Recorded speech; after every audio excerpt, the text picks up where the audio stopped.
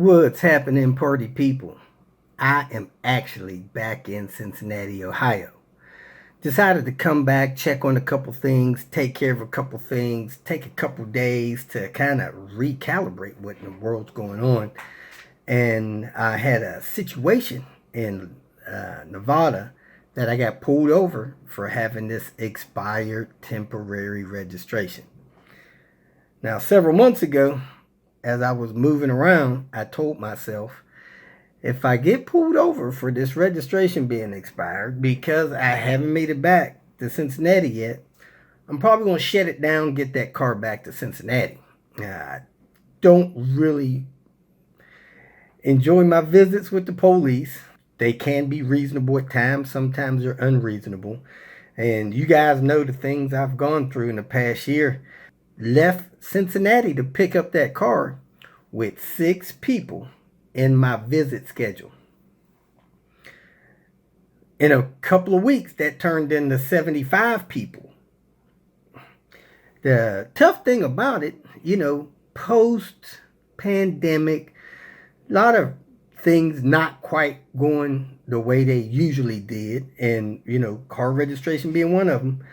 At the time, to get that car back to Cincinnati, like $1,000.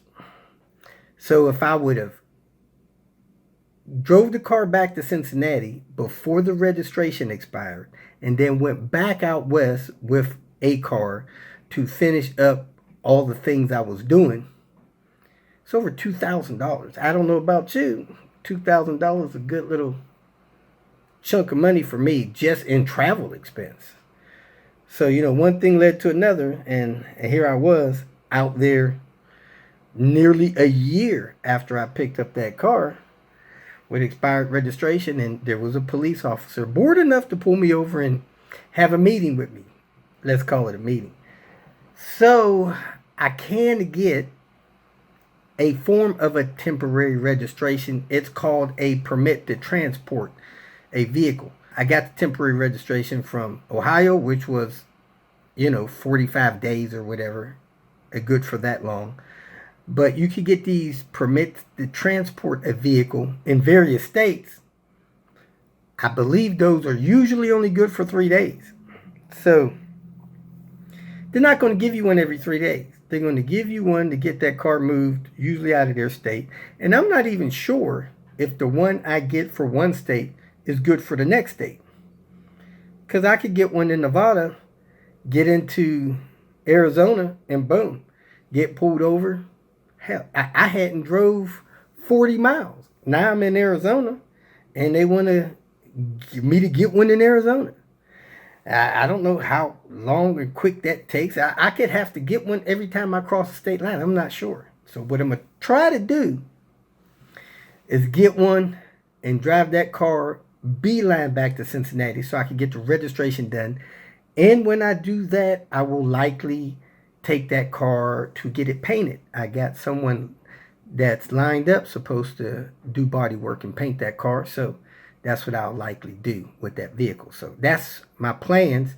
Right now, what I have decided to do, since I'm back in Cincinnati and don't want to abandon some people that have some legitimate things that need to be done to their car, and people that want me to come back out west and do some other stuff a little later, I'm going to drive Panther out there. So I'm reversing this trip. It's kind of like a moonwalking back to where I'm supposed to be in California, the LA area. So I'm going to leave here next week.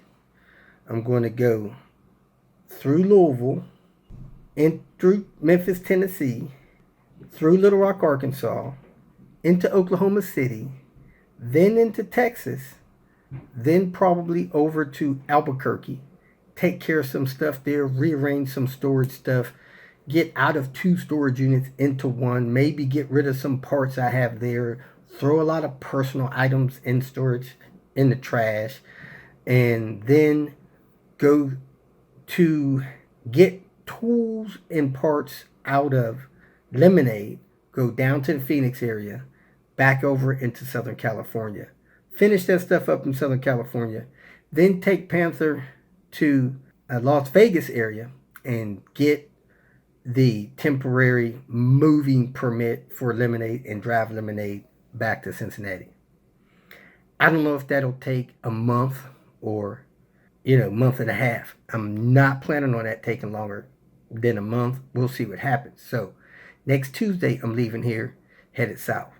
If we have had some kind of arrangements made and you have not already gotten that taken care of with someone else, which, if this is your daily driving critical transportation, I hope you've already dealt with that. But if you haven't and you need my help and we were supposed to get together and do some things, let me know and I will do all I can to connect with you, get that stuff taken care of, and get this primary essential trip over with.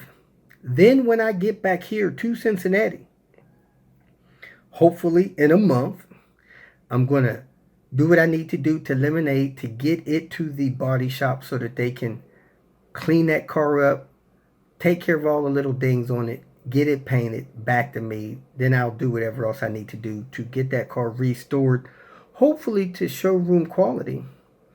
I'm going to take care of several people that I had scheduled to take care of last year. I'm technically a year behind schedule. Take care of those people during the spring, and then hopefully get back out west, maybe in May or sometime like that, and help some people back out west, and then move back across the country and hopefully be back here this summer. That might be a 60-day trip. I don't know. But anyway, I'm going to look in my notebook schedule to see who else needs to be helped in here for that first phase of that critical transportation, restoration, repair stuff for stage 1. Then stage 2 will be back here maybe in a month, get Lemonade to the paint shop, take care of some stuff I need to take care of here, do some manual swaps that I had scheduled with people, and then go back out west, phase 3. Now you folks know that this is supposed to be my fish and fix trip. If you have the opportunity or can arrange some kind of way for me to get some fishing in, I will appreciate it. However, after I finish phase 1 and phase 2, the rest of the year is going to be fish and fix. So don't forget that. A couple other things. Please remember that all of my videos that I post have links in them or things that you can follow to get information about my channel, how to find videos, how to do stuff like that. You can search my channel, putting in any subject you want, followed by Robert DIY. You could do that on YouTube. You could put in transmission fluid Robert DIY and it'll bring up my transmission fluid Robert DIY videos. You could put in there control arms Volvo Robert DIY and you will see whatever videos I've posted for that. Also, I'm still getting a lot of people putting 5W30 in their white block engines. Volvo really discourages that from vehicles built up to like 2003 or something like that. So check your owner's manual for your oil viscosity weight. There's a lot of people with damaged engines right now, and I believe it's primarily from running 530 in these cars or 520 in these cars. And on the other hand, you don't want to be running 1540 or 2050 in these cars, man. I tell people, if you're in a cooler climate, 10W30. If you're in a warmer climate, 10W40, especially if you're consuming oil, losing oil down your exhaust pipe, clogging up your cats and stuff like that. So if you got a Volvo 850 S&V 70s built from 93 to 2000, probably 10W40. If you've got a fresh cylinder head rebuild and newer seals, rear main seals, crank seals, cam seals, stuff like that, valve stem seals, you can probably do the 10W30 would probably be good. So that's where that is. Unless you're in a climate that the temperature climbs over 85, close to 100, you really need to be doing 1040. So that's that. Well, if I think of anything else, I'll add it to tomorrow's video. Hope you enjoyed the clips that I've uploaded today. Have a great day. If we're supposed to see you soon, hope to see you soon. Thanks for watching. Welcome to Hanging Out with Robert. That's me. This video contains things that I encounter throughout the day. If for some reason I complete a task and you would like to see the details, you could click on the link in the description area below. This video also contains tips and tricks that I learned throughout the years. I plan on leaving this video accessible for about 30 days. After that, you can view it through my Patreon account. Thank you very much for watching. Well, party people, I am back in Cincinnati. Had to move Lucille because they're doing some kind of street construction stuff, so I actually came back just in time. Feels like it's starting to rain out here. Overcast. Supposed to rain good tomorrow. Somebody's got a couple of dogs loose there. It's just a circus out here. But this vehicle here has a blower motor that's working intermittently. So I'm going to borrow the blower motor from that vehicle there and then work on getting the blower motor. So that's where I'm at. So let me go ahead and pull the blower motor from there and put it in there. Man, them dogs look lost. I am running low on tools. Kind of got a skeleton crew here of tools. So I had to go by Home Depot. Buy a couple sockets, some shorty wrenches I've never had. And let me get this fan out, but I got to get this thing out of the way first. Interesting. Aftermarket blower motor. So the symptoms are the fan works when it wants to. Very erratic.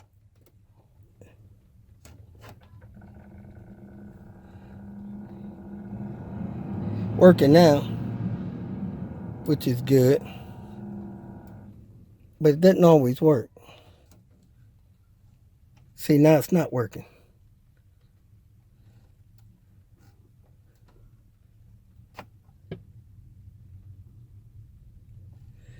So I'm going to plug this other fan in. Make sure it works every time. Kind of like got a bad starter on it. So let me pull this stuff out of the way and get the plug it in. Make sure this one works every time. Have the fan plugged in. Turn the key on. Every time I move this control, that fan should turn on. There it is. It turns on a lot higher speed than the other one was too.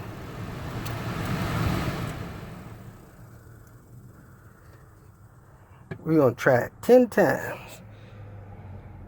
After those lights quit flashing, try it again. Bam. Twice in a row. That's more than we got with the last one. There it is again.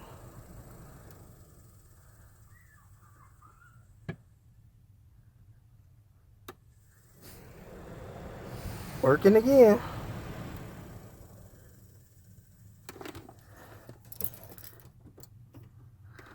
I'm going to try it on accessory.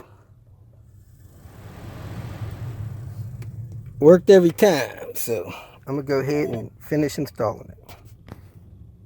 Got it in and working. See that yellow plug there? That's actually the plug for the sun visor on the passenger side. Way down there. Good to go. I'm going to leave this lower panel off because I think I'm going to do the heater cord tomorrow morning. Kind of early. I only got one cut out of that deal. Pulling the fan out of the other car.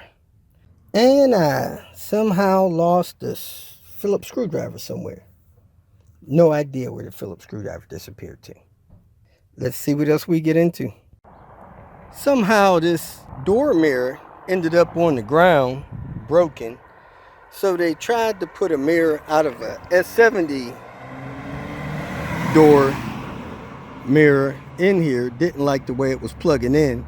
So they took the glass off of this 850 here.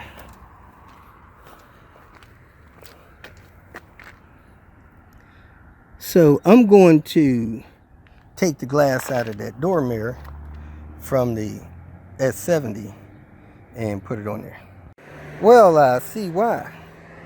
They didn't take the glass off of the rotator. They broke the rotator. So that mirror's trashed. Only worth the glass. Let me go ahead and pop the rotator off of here. Did they get it off the rotator there? Yeah, they got it off the rotator there. So I don't know how that happened. Anyway, let me go ahead and switch this over. Well, that kind of sucks because I think I was going to use this mirror to fix Byron's broken mirror. But since the guts is broke, I don't know if I can do that or not. I can see where this gear is broken off in here, sitting here.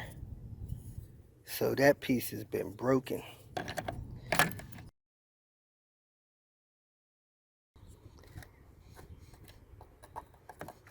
So I don't think I can use this to fix Byron's, but I'll see if it'll come apart. That was supposed to stay, this was supposed to come off. So let's put this on here so we at least have this mirror fixed. Well, it turns out they broke a couple of pins off of that and a clip or two, but it'll probably still hold with what was left of it. So that's that. I am really puzzled as to where this screwdriver went. It's got my mind blown. So I'm gonna go down here and replace the door on this 850. Get rid of that white door, put the red door on there, and maybe even put the front door on too. I have a couple of matching doors for Lucille, so I'm gonna do this one first, then I'll do the other one, and get this car looking a little better. Well, kind of hooray for me. I didn't do a whole lot about putting this door on, except plug in the plug. So all I gotta do is open it up to the right angle, which is right about there, and this should lift right off. No pins in it. And that's that. Let me go grab the red door. If anybody needs a R door, this is the proper color for the R's.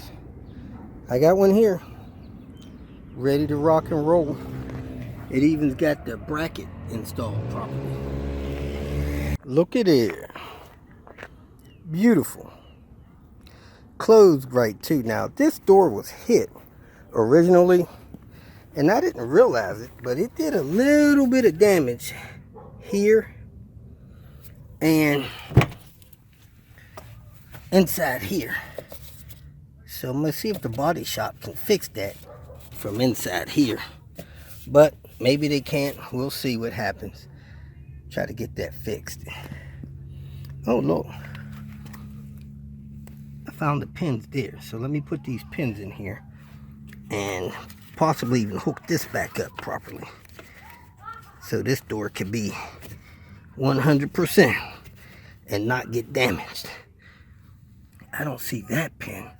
Looks like the old one must have lost that bracket there. Let's see if we can find the bolt that goes in there. I have no idea why, but this hardware is always loose and falling out of these doors on these door handle things.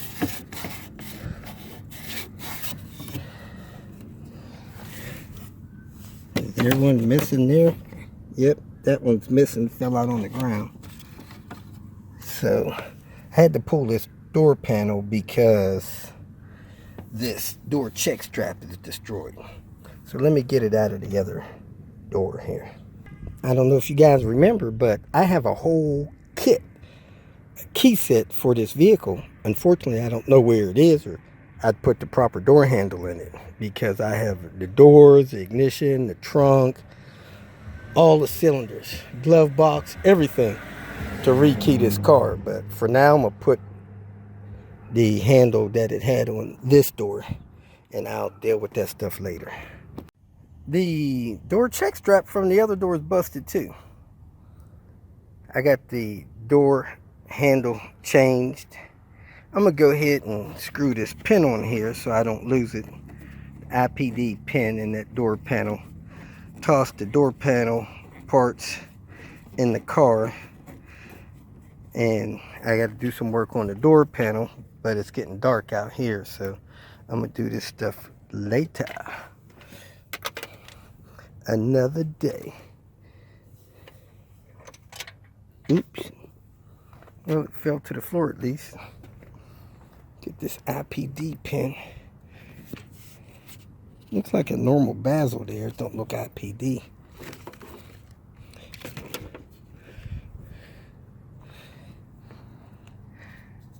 Heck, I don't even know if there's a door panel even has a bezel. Wherever it is. I guess this is it here. Yep, it has a bezel.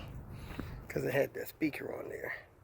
But there's a couple things I'm going to change, so let me screw this on here, and so I don't lose it.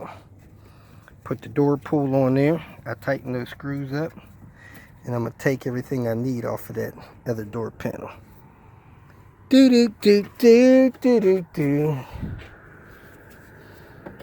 And I can lock the door. That's the important thing.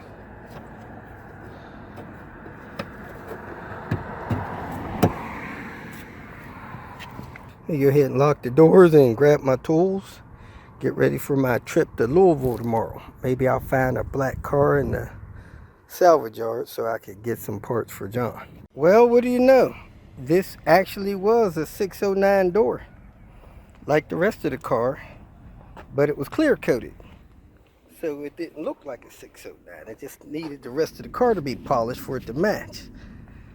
So we had a matching car. This is probably 609 too.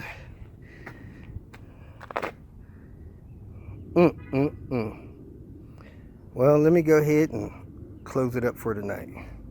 And there it is, folks. A blower motor. Not sure if it's an 850 one or not. Maybe that's one for an S70. Let me take a close look at it.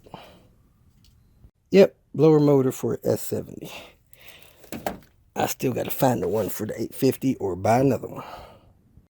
If you feel that this information was useful, please like it and share it with your social media friends. You can subscribe to my channel so that you will get notifications of future videos that I post. You can follow me on Twitter, and if you need to contact me directly, please visit my website. And if you have any questions, leave them below, and someone or myself will reply to them. Again, thank you very much for watching.